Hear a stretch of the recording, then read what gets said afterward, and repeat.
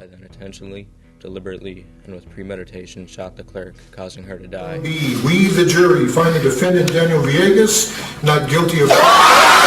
Give me 1 minute.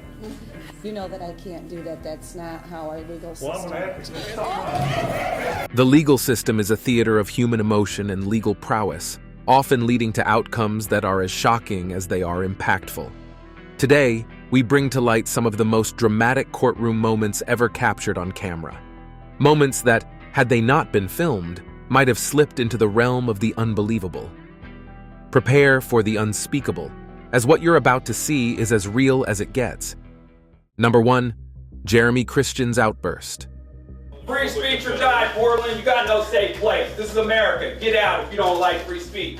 In a shocking incident that rocked Portland, Oregon, Jeremy Christian was found guilty of murdering 2 men on a packed train. The tragedy unfolded when Christian, amidst a racial rant directed at 2 young women, was confronted by bystanders. Tragically, this led to him stabbing and killing 2 men and seriously injuring a third. The situation escalated rapidly, ending in a harrowing scene with Christian fleeing the crime site. Passengers bravely followed him, leading to his arrest about a mile away. The courtroom drama reached its peak during the sentencing phase. As one of the victims delivered a heart-wrenching impact statement, Christian, unable to contain his hostility, erupted in a disturbing outburst. Victim, you're on video macing me. Liar. Liar. Liar. His words, filled with contempt, disrupted the solemn atmosphere of the court. This display of aggression and lack of remorse visibly shook everyone present. Ultimately, the judge handed down a stern sentence, reflecting the gravity of Christian's actions. He was sentenced to 2 consecutive life terms, along with more than 25 years for additional convictions. This sentence served as a grim reminder of the consequences of unchecked hatred and the importance of justice in providing closure to the affected families. Number 2, Daniel Villegas' exoneration. We, the jury, find the defendant Daniel Villegas not guilty of... In a case marked by injustice and resilience, Daniel Villegas' story begins with a coerced confession at the tender age of 16. In El Paso, Texas, Villegas found himself ensnared in a legal nightmare after being wrongly accused of a double homicide. Under immense pressure from detectives threatening him with beatings and the death penalty, Villegas signed a confession that had been prepared by the detectives. His attempt to retract the confession just hours later proved futile, leading to a wrongful conviction based on this single piece of evidence. The fight for justice was arduous. Villegas faced 2 trials, the first resulting in a hung jury and the second in a guilty verdict, condemning him to life in prison. After enduring 18 years behind bars, his conviction was finally overturned, paving the way for a 3rd trial. This trial, unlike the others, ended in a triumphant moment of vindication. The jury declared Villegas not guilty. With a verdict in this case, finding that the accused not guilty.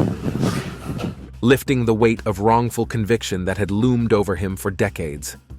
The courtroom erupted in applause as Villegas was acquitted.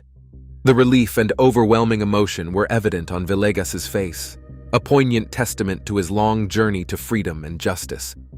His story is not just one of legal victory, but a powerful symbol of enduring hope amidst despair. Number 3, Austin Myers' death sentence. I think there's a lot of good things I can do with my life if you allow me to keep my life. In a case that sent shockwaves through Waynesville, Ohio, Austin Myers and Timothy Mosley were convicted for the brutal murder of 18-year-old Justin Back. The crime was heinous. Back was strangled with a choke wire and then stabbed 21 times during a robbery at his home, orchestrated by Myers and Mosley. Myers' involvement in this cold-blooded murder was undeniable, marking a tragic end to a young life. In the courtroom, the gravity of the crime was palpable. Myers, facing the possibility of a death sentence, made a desperate plea to the jury. He implored them to spare his life, not for his sake, but to prevent further pain and suffering to his family.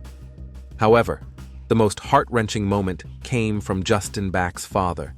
His statement, filled with raw emotion, conveyed the immeasurable loss and grief caused by Myers' actions.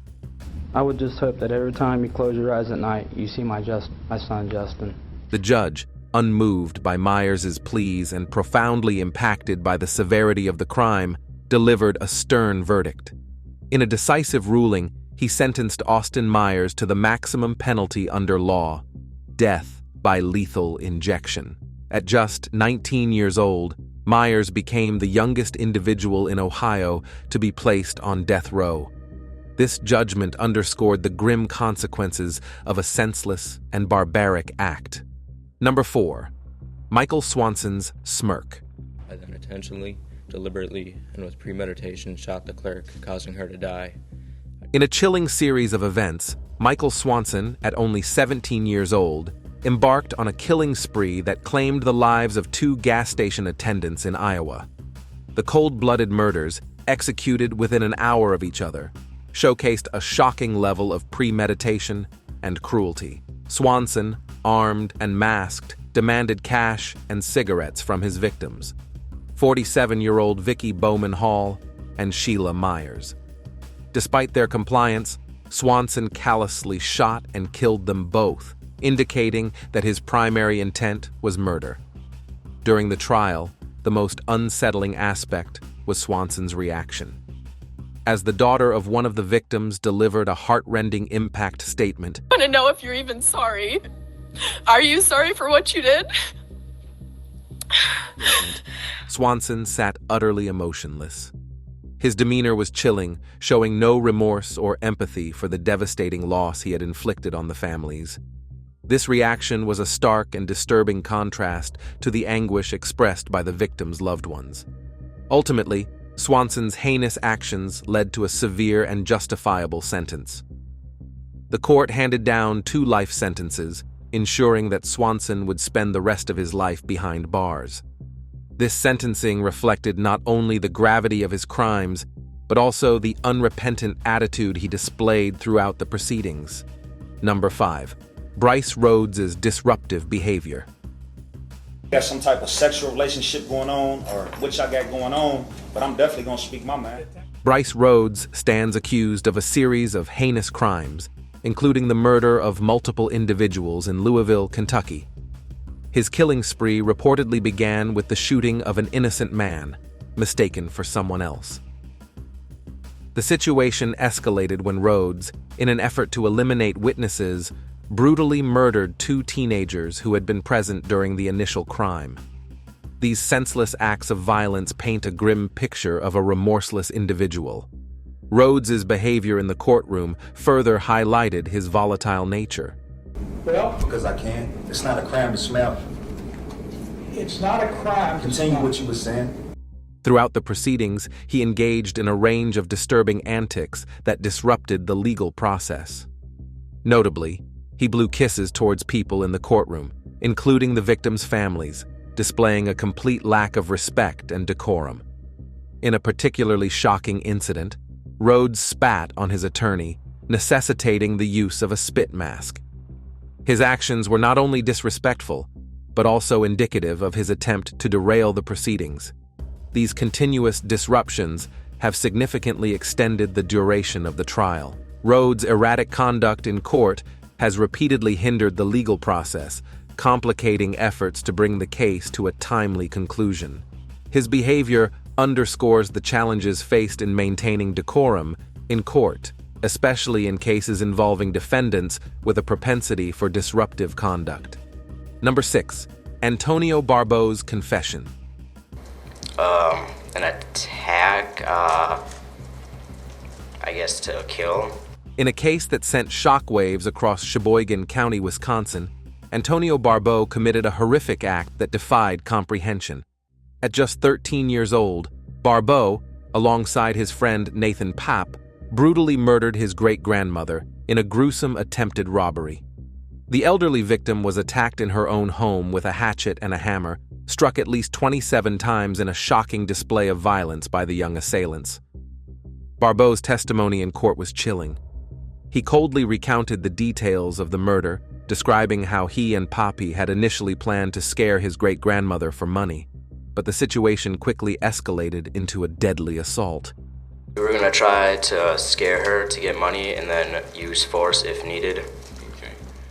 Barbeau's unflinching description of the attack, including the use of the hatchet and hammer, painted a harrowing picture of the crime. His emotionless recounting of such brutal acts was disturbing and left the courtroom in a state of disbelief. For this unthinkable crime, Barbeau was sentenced to life in prison. However, considering his young age at the time of the crime, the court granted him eligibility for parole after 36 years. This sentence reflects the gravity of his actions while acknowledging the complex issues surrounding juvenile offenders in the criminal justice system. Number 7. Christopher McNabb's denial. So I felt like I wanted to say it in front of her since she was the one up here slandering me. And that's all I got to say. In a case that evoked widespread horror, Christopher McNabb was charged with the murder of his 2-week-old child in Covington, Georgia. The infant's tragic fate was sealed by blunt force trauma to the head, a brutal act of violence that was later ruled a homicide. The baby, initially reported missing by the mother, was found lifeless in a nearby wooded area, marking a sorrowful end to a short, innocent life. During the sentencing, McNabb's reaction was one of adamant denial. Just because somebody has domestic abuse issues with their spouse doesn't mean that they would put their hands on their kids. Despite overwhelming evidence against him, he maintained his innocence, proclaiming in court that he would never commit such an atrocity. His claims of innocence, however, were met with skepticism, given the nature of the crime and the evidence presented. The judge, unmoved by McNabb's assertions, handed down a severe yet fitting sentence. McNabb was sentenced to life in prison without the possibility of parole. This decision underscored the gravity of his crime and the irrevocable harm he inflicted. The sentence served as a stark reminder of the justice system's role in ensuring that such heinous acts are met with the full force of the law. Number 8. Nico Jenkins's death sentence. This panel finds that the death penalty is appropriate, should be, and is hereby given for each of the 4 murders by the defendant. In a terrifying spree of violence, Nico Jenkins was convicted of murdering 4 people in Omaha, Nebraska, over a span of just 10 days. His rampage began shortly after his release from a youth correctional facility. Jenkins's first victims were killed in a robbery, followed by the murder of a former inmate he met in prison, and culminating in a fatal carjacking. These deliberate and pre-selected murders were executed with chilling precision, reflecting a deeply ingrained propensity for violence. During his sentencing, Jenkins exhibited a demeanor that was strikingly unfazed by the gravity of his actions or the severity of the impending sentence.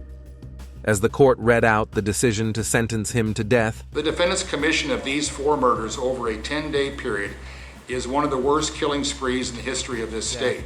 Jenkins's reaction was one of complete indifference, showing no signs of remorse or emotion. His stoic presence in the face of such a serious judgment was unnerving and highlighted his detachment from the seriousness of his crimes. Jenkins is currently incarcerated at the Nebraska State Penitentiary, where he awaits execution. His case stands as a grim reminder of the devastating impact of unchecked criminal behavior and the severe consequences that the justice system can impose in response to such heinous acts.